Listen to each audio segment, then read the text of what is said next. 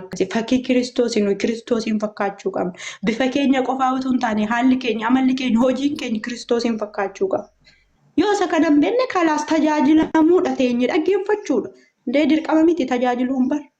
Fakkii Kiristoos fakkaachuu hin dandeenyu taanaan Kiristoosiin fakkeessineen tajaajillu taanaan obsa hin qabnu taanaan hin dandeenyu taanaan hin hambifannu taanaan jaalala hin beennu taanaan dhiifama hin beennu taanaan kalaas dhiisnee barannee gaafa icciitiin oskaa jaalalaa sun nuu baree nuu gale tajaajiluudha kalaas. Dirqama miti tajaajilummaa.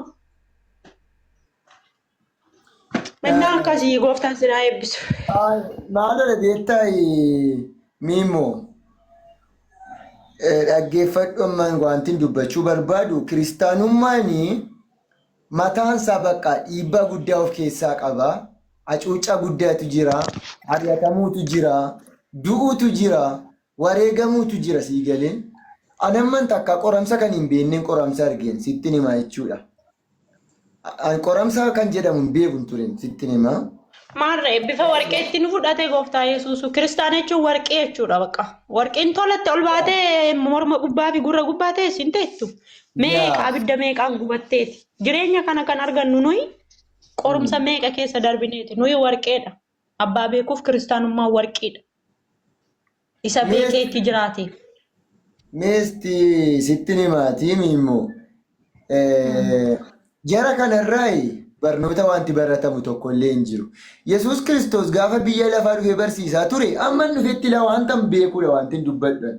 Amman dhufetti iyyuu ji'a 4 keessatti waa'ee Yesuus Kiristoosii noon dubbadha ta'e gaafa dhufee biyya lafaa barsiisaa ture nama jibbee miti, jibbaan miti, amalaan bitaa ture, hubannaadhaaf ogummaadhaan otoo waan hundaa gochuu danda'u, otoo ajjeesuu danda'u, waan fedhe utuu irratti fudhachuu danda'utu garafamee ergasii immoo fannisanii erga fannisanii immoo hadhooftoo baasan yaa abbaan beekanii ati isaaniif dhiifama godhiifedha. Sii galee wanti inni akka siqaayii biyya lafaa kan argeef maaliif nuyi fakkeenya ta'uuf nutis fakkeenya isaa fudhannee akka deemnuuf akka bifaa fi fakkaattii isaatti nuumeen erga bifaaf fakkaattii isaatti nuumeen immoo wanta inni hordofaa ture hojiin hojjechaa ture biyya lafaarra deeme akka itti hojjechuu qabna. Arrabsuu wallaalee miti Yesuus. Nuti eenyuun illee arrabsuu hin qabnu yoo garee kana ilaalteetta taate kunis arrabsoo sunis arrabsoo. Arrabsoodhaan Yesuusin fudhadhu wanti jedhu hin jiru. Arrabsoodhaan shaadaa fudhadhu wanti jedhu tokko illee hin jiruun. Arrabsoodhaan miti wanti ta'u jechuudha. Jaalalaan, ogummaadhaan, siistemiidhaan. Meesti callume dhiyaa jala taa'ee dhaggeeffadhume. Arrabsoo yeroo baay'ee arrabsoo. Wanta isaan dubbatan tokko gowwaan tokko immoo jalaa funaanee boraqee gaafa musliimota arrabsee inni narra ga'e isaan irra ga'uu danda'an. Awwaantiin jedhu miidhaan narra ga'e sun ijoollee keenya irra hin ga'iniidha. Irra hin ga'iniidha bakka. Yoomillee taanaan ijoollee keenya irra dhiibbaan ga'uu akka hin qabneedha. Bor musliimonni dhufanii kiristaana tumuu hin qaban, kiristaana ajjeesuu hin qaban. Nuti jaalalatti agarsiisuudha malee jibbaa miti. Akkuma as qayyamiin tokko jiraatu yoo hin barbaadu. Bakka hin gaaba kanarratti dhaabbatu wanti hundumtu jechuudha. Abbaan barbaade akka barbaade ta'uu danda'a. Namni keenya akkoo tokko hin ta'u yoomillee beektaan. Argineerra anfira kootiif diina koo adda baafadheeran dhaggeeffadhaa isinittiin hima. Eenyu akka naaf yaadu, eenyu akka qeensaan naaf yaadee fi eenyu akka sammuudhaan naaf yaade argeeran. Ilaaleera madaalee tilmaame. Warri sagalee naaf ta'anirree warri hin takka sagalee naaf ta'a jedhee iyyaanneedha. Warri kaleessa mana koo dhufanii na wajjin kolfaa turanii taphachaa turre maal jechaa turre deebi'anii natti kolfan. Baay'ee iskiriinshatii baay'ee naa ergamee jiran. Siif agalu jechuudha. Kanaaf nuti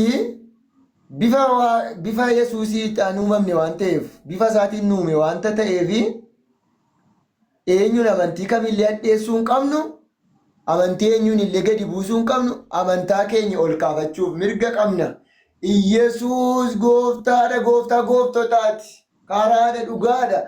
Jennee gangalannee wayyaa ofirratti cirree galateeffachuu dandeenyaan. Galateeffachuu dandeenya waa'ee Yesuus keenya. Garuu amantiin kun kanaadha wanti jedhamu hin jiru. Hin jenne ka Yesuus. Arrabsiis hin jenne ka. Jaalala nu barsiise ka. Kanaaf namoonni jibbee jennee nuti nama jibbuu hin qabnu. Garee sana iyyuu gana leenjii barbaadan iyyuu nan barsiisan. Fataa godhee sanaa godheen barsiisan. Leenjii ajaa'ibaan kennaafanu. Dhaggeeffadhu sitti hima. Akka jirutti kunoo koomentiidhaan dhufee kan na arrabsu dhiyee baree warra garee sana jalatti argamanii. Kun garuu gaarii miti. Gaarii miti. Namatti dubbii naannessu wallaalee miteen. Salphaadha. Namatti dubbii maruun ikkoo salphaa. It is very simple. Qallaalee.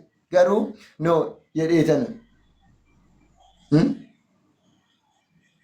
Waan tokko immoo rakkoon hin jiran keessaan sitti hima wanta jijjiiran. Iccitii jijjiiran.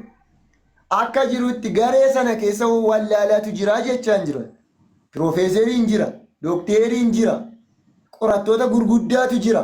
Abbaa qabeenyaa gurguddaatu jira. Haa ta'u iyyuu malee warri dhaqanii hundeessaan garee sana warrachi keessaa hojjetan koreen sun hundi isaanii nama sammuu qabu miti. Zero empty mind. Sammuu duwwaa. Namni hubannaa qabu tokko illee hin jiru. Akka ijoollee bakka irri bakka yedaa niddeeta fincalaa ina jedhama. Aariin hiyyeessaa funyaanirra. Kun immoo sirrii miti kaa. Wangeelan barsiisa yoo jettee obsa si barbaachisa. Obsuu qabda irra darbuu qabdan. Gara dhabaa ta'uu qabda bakka gowwaa ta'uu qabda. Si galee wangeela barsiifte jechuun maal jechuudha? In kolaafamte jechuudha bakka. Kolaafamte gaafa jedhamu in kolee gaafa jedhamu jira. In sangoomte jechuudha bakka. Sangaan hin tumame mitiire hin tumama akkas taata jechuudha bakka. Sodaataa ta'uu qabdan. Maaliif nama sodaattee yookaan humna dhabdee utuu hin ta'ini Yesuus Kiristoos iyyuu sodaata fakkaateeti kan inni biyya lafaa bulchaa ture. Siigalee naa eeggaa waan namni tokko amma oolaalteetta taate amma paaster Mookee kan jedhamu amma paasterii maqaa kana baatee wanta inni naan jejjedhe dhaggeeffadhu. Baay'ee nama qaanessa. Baay'ee. Warra kanaa shiqqeedha isaan bakka. Warra isaan tuuriinaa faadha isaan. Xaxxedhanii makkamatti. Abuluu miti ittiin buluun malee isaan. Kanaadha. Naa dhugaa dubbachuufi kan akka ijoollee musliimotaa kanaan jiru. Isaan lafaa kaaniis nama hin dinammeessan isaan. Dhaggeeffadha. Meesti islaamota walirratti kaw argitanii beektu hin jiru. Darbee hin jiru. Innan keenya paasterii waliin galu. Paasteriif amantootatu waliin galu. Kaan sobaa jedhama, kaan ma'iin soba jedhama, kaan maal jedhama. Achi keessa koo sobii minaamini wanti jedhamus hin jiru bakka. Yoo ilaaltaniittu taatan. Islaamummaa keessa ustaasa sobaatii sheeka sobaati kan jedhamu hin jiru. Sinittiin hima ortodoksii godhattee qeesegeleeni sobduudha. Qeesegeleeni immoo dhugaa dubbata wanti jedhamu hin jiru. Guyyaa tokko ortodoksiidhaan wal qeequ, wal arrabsu, wal qaanessu argees hin beekon. Kana of course annan himan kana sirriitti daarekti kaale. Giyaa sobaadha. Meestii warri dhugaadhattan lakkoofsa tokko. Warri dhugaadhattan lakkoofsa tokko mee barreessame. Aan jechuudhaan kan inni ilaalee dhufeenii nama ilaalees miten. Maal ijoollee kun eenyudha seenaa isaa kana daree kan jedhamtu kuni maqaa Yesuusitiin. Kun abbaa manaa akkam gootidee booddee abbaa manaa keetiin nuyi haasa'in jetta ka giiftii kooti. Kottume maqaa Yesuusitiin. Yaa Waaqa dubara akkanaa nurraa fageessi.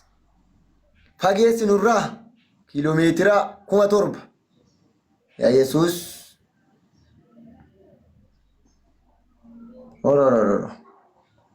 Dubartiin asii ol akka bishaan gaayyaa dhiiratti asii ol haasofnaan egaa chaa'oodha bakka jireenya miti. Saaxinii keessa buluudha abbaan manaa.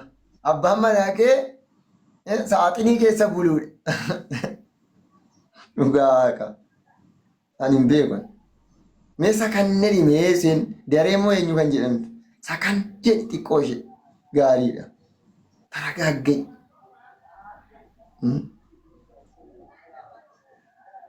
Taragaagge. Ishee giiftii koo bishaan qasqaasaa fa'aa kana fa'aa dhugi. Ganama ganama. Eenyu xiqqoo ishee nyaata zimbiloo nyaata mimmiyaa kana fa'aa nyaatiin. Intinaa fa'aa nyaadhu. Shiroo isa mi'oomne isa fa'aa nyaadhu. Ishii xiqqoo ishee qasqasitte jedhu. Ishii kanaadha. Kanaadha giiftii koo. Kanaadha. Kana xiqqoo ishee giiftii koo oo qas jette malee shamarran ineen eenyennaan chaa'oodha bakka. Ishee giiftii koo qas dubarrii ooluma qasqaazaa taate wayya. Maaliifi atamma utuu guyyaa tokko natti heerumte halkanuma tokko bulta yookaan raayidiidhaan ofirraa si geggeessaanan halkanuma sana. Raayidiidhaan si geggeessan.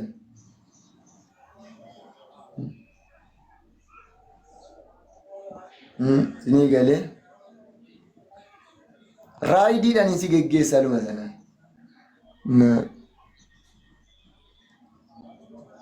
Kanuma bakka hin bultu iyyuu malee na wajjin guyyaa tokko maqaa Yesuusiin. Oo kaalaatis fudhadhu diim kanarra. Akka eenyu kana bagan dafee yeroodhaan jaalladheen bagan dafee yeroodhaan haadha manaa kaawwadhe lafa. Yaadha manaa koo akkasin ta'in gara fuulduraatti akka shamarran tokko akka bishaan gaayyaa asii ol lattaasa'uu qabdu waaqayyoon sakan jette. Ammaan dhaggeeffadhu ergaa sii darbaa jira.